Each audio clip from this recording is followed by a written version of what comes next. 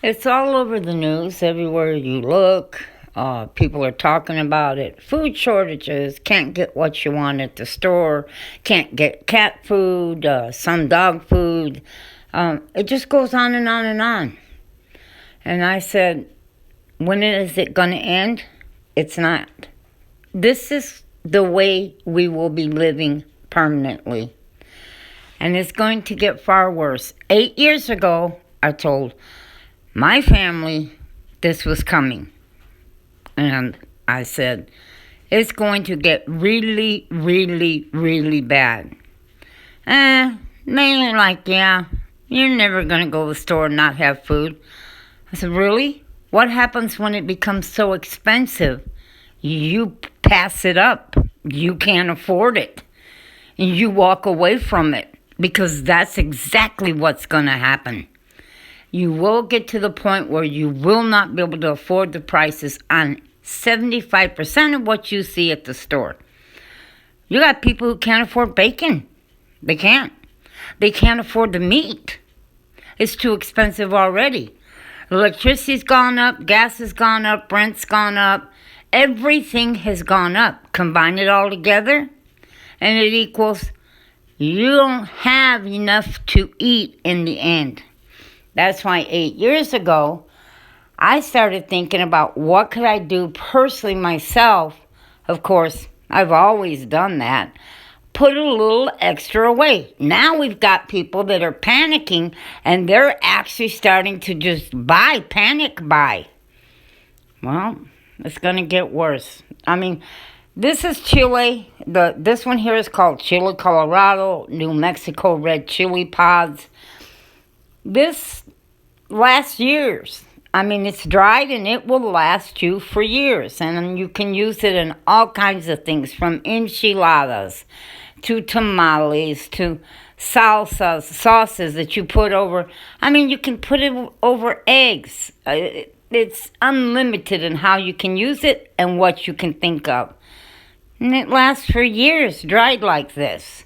And I started thinking. So I put some away years ago. Same thing with this. I said, what happens if I can't get a jalapeno or a serrano chile and I want to make a salsa? What can I do? Well, this is chile de árbol.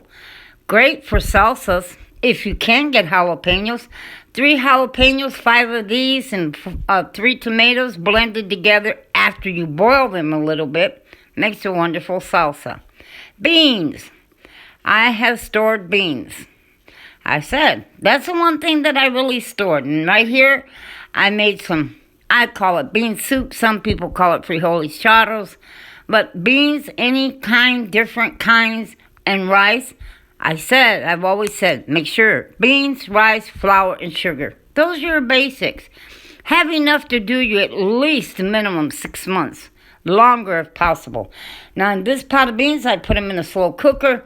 I'll put some pieces of ham from a ham a year ago at Christmas time. Threw a couple of bay leaves in there.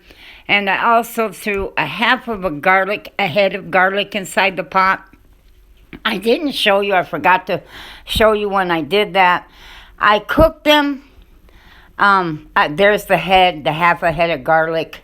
Looks really yucky. It's black. I'm going to take out the couple of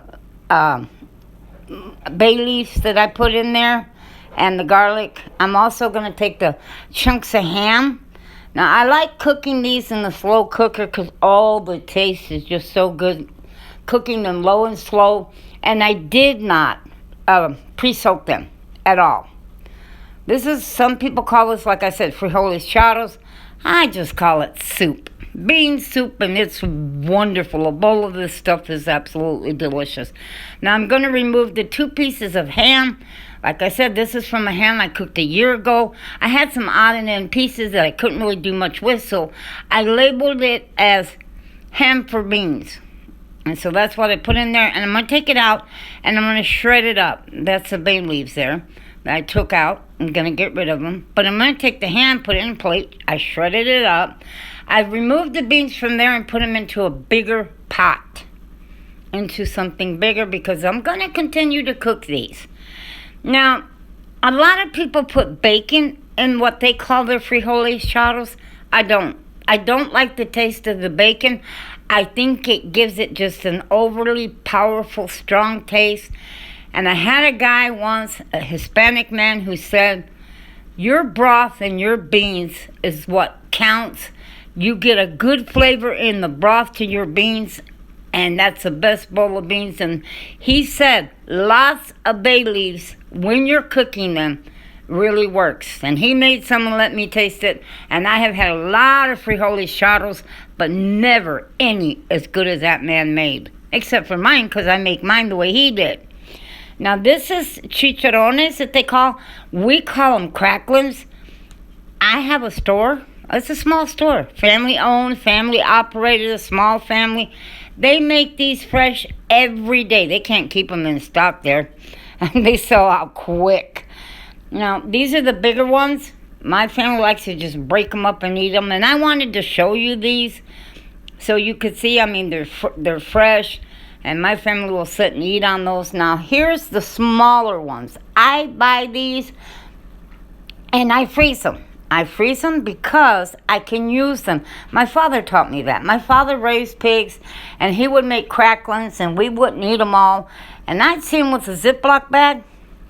And he would have those cracklings in a Ziploc bag, and he would be going to the freezer and pulling them out whenever he wanted to make crackling cornbread, because we had crackling cornbread a lot.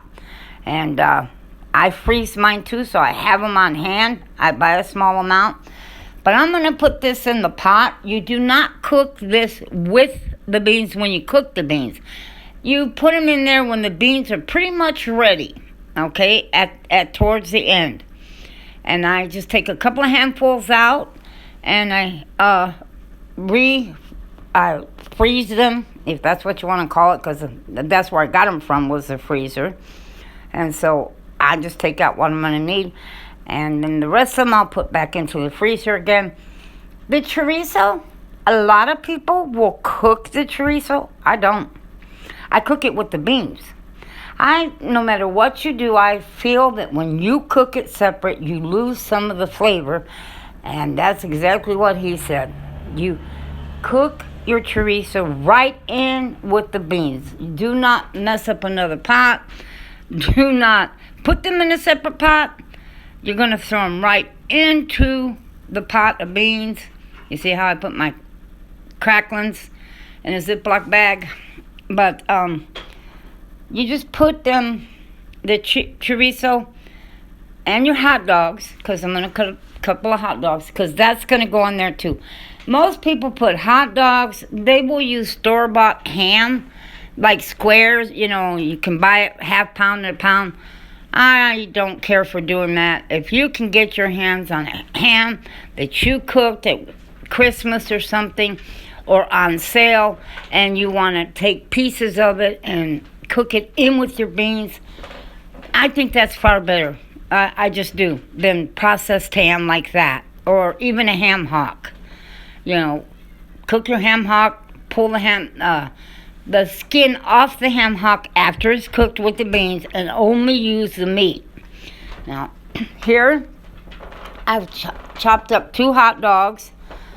Just sliced them, because the only thing I'm going to put in these beans is the hot dogs, the chicharrones or cracklings, and a small amount of chorizo. I'm going to put a small amount in there, and I'm just going to let it cook in the pot with the beans. I'm going to let the beans cook until these cracklings are nice and soft and tender, which could take 30 to 40 minutes. And so I'm going to put the cracklings in there, the hot dogs in there. I'm going to put the chorizo in there. And I'm just going to let them simmer on low and slow another 30, 40 minutes. And these is like a soup. This, I'm telling you, these things are delicious. Absolutely delicious. But do not forget to put 3 or 4 bay leaves and a small head of garlic, or half of a head. And it's ready. I added a little more salt. I tasted it first. And I said, no, it needs a little bit more salt. So I added a little more salt to it. You want to taste it first. And the broth on this, oh my goodness. My family instantly fell in love when they tasted this.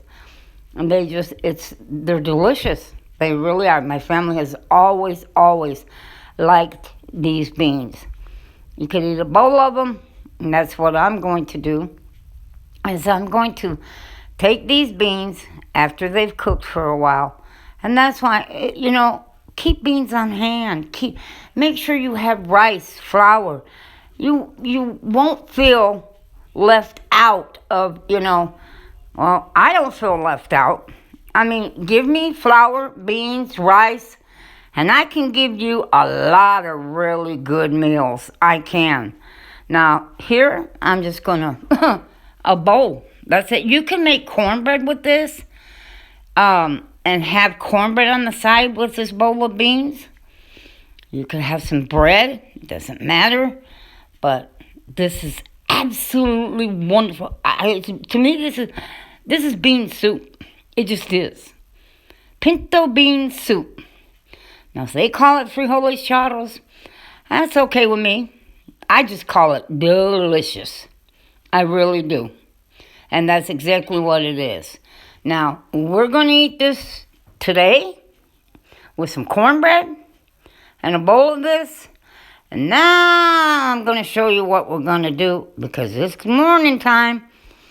And this was eaten yesterday at night and then this morning. I heated up them beans, fried 2 eggs, threw some sauce. Remember the red chilies, the little red chilies I showed you? I made a salsa with those chile de árbol, a couple of tomatoes, some jalapenos, and I poured it over the top of these eggs here. Put some cheese over the top, and there's the beans. This is a delicious breakfast, folks. I hope that you have put some things away, because I mean it when I say it's going to get far, far worse. And beans and rice and flour and sugar can go a long way. God bless and have a blessed day.